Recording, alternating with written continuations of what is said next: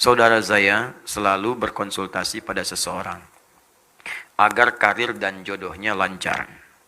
Dan seseorang tersebut memberi amalan seperti zikir, sholat, mandi seperti di sungai pada malam hari. Wah, ini masalah. Zikirnya udah bagus, sholat, mandinya di sungai, malam lagi. Dan ziarah dengan memberi sesajen. Ziarahnya ke kubur benar, ngasih sesajennya, itu yang masalah. Lalu seorang tersebut membacakan beberapa ayat Quran. Pertanyaannya, apakah itu diperbolehkan dan dapat dikatakan musyrik? Tidak boleh dan itu musyrik. Ada ayatnya. Dan ini permainan jin. Permainan setan. Lewat jin-jin. Bahkan langsung turun surahnya. Bahkan langsung turun larangannya. Bahkan disebutkan kisahnya. Sejak dulu, sejak jahiliyah. Ini perbuatan sudah ada di zaman jahiliyah. Diluruskan di masa Islam. Turun Quran surah ke-72 ayat yang ke-6. Wa annahu kana rijalun minal insi ya'udzuuna birijalin minal jinni fazaduhum rahaqa. Dan sungguh kalian mesti tahu, kata Allah, dulu ada banyak orang yang sering memanfaatkan jin. Minta ke jin. Ngasih sesajen, ya. Ngasih ini, ngasih itu, ada yang korban.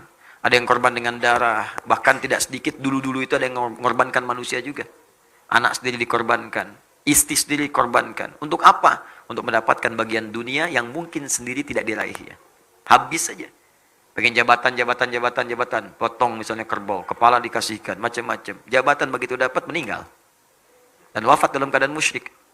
Musyrik. Kata Allah sudah terjadi pada zaman dulu. Turun ayatnya. Supaya nggak dilakukan. Fazaduhum rahaqa. Kamu menyesal. Karena kamu semakin rugi. Karena kenapa? Jin itu. Kalau sudah diberikan bagiannya oleh manusia. Maka dia akan mengejar selama hidup Anda. Dan tidak mudah mengeluarkannya. Akan dikejar Anda. Kejar. Dan terus nuntut. Apalagi kalau sudah bikin perjanjian. Ya, perjanjian dengan setan. Dibikin sinetron lagi. Jadi tontonannya nggak benar gitu kan. Itu yang bahaya. Terus diajarin lagi. Sekarang ini banyak edukasi-edukasi yang hilang. Gitu. Dulu tuh banyak TV-TV tuh cerdas cermat. Pelajaran fisika, matematika. Sekarang acaranya sudah nggak jelas gitu. Coba kita berikanlah tayangan yang baik-baik. Saya juga sarankan nih artis-artis coba bertakwa kepada Allah lah. Disab. Dan peluang dosanya banyak. Anda menunjukkan pada yang salah aja. Ya. Anda itu misalnya fashion, endorse sesuatu, nampil aurat, auratnya nampak, dipakai orang, kena bagiannya. Kena dosanya. Anda misalnya praktekkan jilbab, jilbab dipakai orang juga, dapat bagian pahalanya. Tinggal pilih mana. Kalau ada yang baik, kenapa pilih yang tidak baik? Kalau bisa yang soleh, kenapa pilih yang salah? Kalau bisa mendapat bagian surga, kenapa pilih ke neraka? Terlalu panas. Terlalu panas. Terlalu panas. Janganlah. Ya, menjauh dari itu semua. Ya, kalau sudah berjanji dengan jin seperti ini akan dikejar itu. Dan fazaduhum rahaqa, penyesalannya dalam. Karena kalau sudah berjanji dengan jin, bukan cuma dia nanti yang sulit, keluarganya ikut susah. Bagaimana kalau dia berumah tangga? Bagaimana kalau dia punya anak? Ikutan susah. Bisa dikorbankan tuh. Lama-lama kemudian bisa wafat juga karena perbuatan jin. Ajalnya memang tiba. Tapi sebabnya apa? Sebab karena maksiat orang tuanya. Menjauh dari yang seperti ini bahaya. Bahaya. Allah sudah sampaikan amalan soleh. Bangun malam tahajud. Ada jaminan di situ untuk karir. Ada.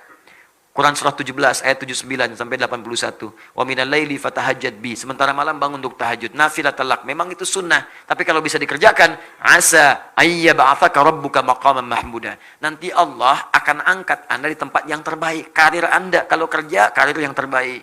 Yang bagus. Wa qur rabbi adkhilni mudkhala sidqin. Kalau Anda bekerja dibimbing oleh Allah. Wa adkhilni mudkhala sidqin. Kalau nanti ada persoalan diberi jalan keluar. Gak usah nyogok. Gak usah korupsi. Dikasih sendiri oleh Allah. Enak hidupnya. Untuk jabatan tiba-tiba dipilih. Ini bagus di profesional. Tiba-tiba orang itu naik. Nggak ngasih apa-apa. Ya waj'alni min ladunka sultanan nasira. Kalau ada yang ganggu, ingin menyingkirkan, ingin menyungkurkan, langsung ditolong oleh Allah, dijaga hidupnya enak. Dan jadi saksi pakaiannya kenakan di hadapan Allah Subhanahu wa taala. Ya, birokrat misalnya, aparat segalanya pakai seragam. Itu seragam itu akan ditanya di hadapan Allah. Pakai yang baik-baik. Niatkan untuk ibadah, syahid wafat dengan izin Allah Subhanahu wa taala. Akan bersaksi di hadapan Allah semua. Kita juga sama. Saya juga sama. Makanya kita saling mendoakan. Ya, permohonan saya cuma 2. Minta, ya Allah, saya nggak minta apa-apa. Tolong minta doakan saja saya supaya diampuni dosa-dosa oleh Allah. Ya, dan wafatnya bisa syahid, sedang ngajar, itu kan. Wafat, tuh enak banget. Insya Allah, ngajar, meninggal, enak. Ya, kalau bukan gurunya, ya muridnya misalnya kan. Ya, kan?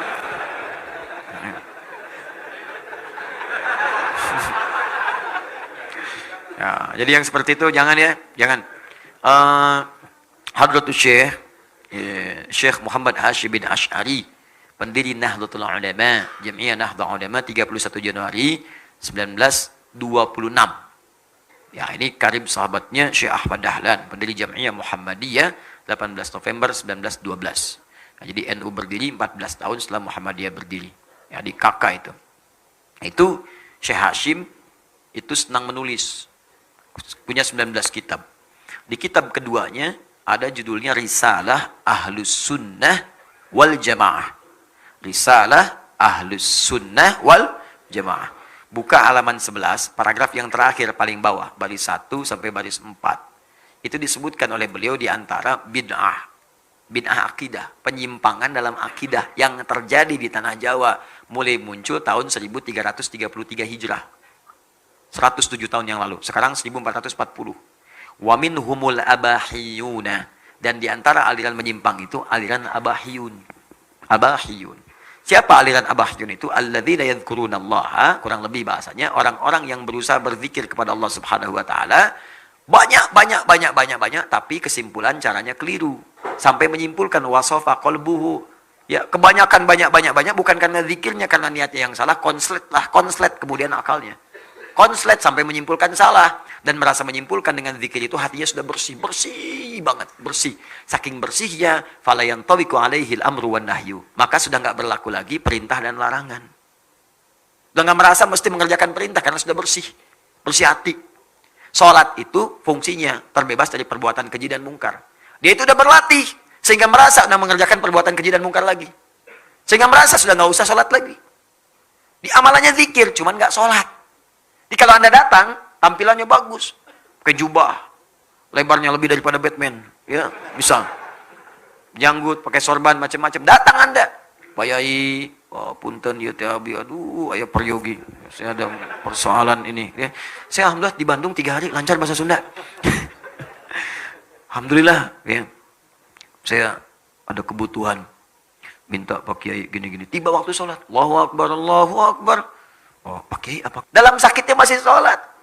Bersandar ke tiang. Kadang menggunakan kayu tongkat.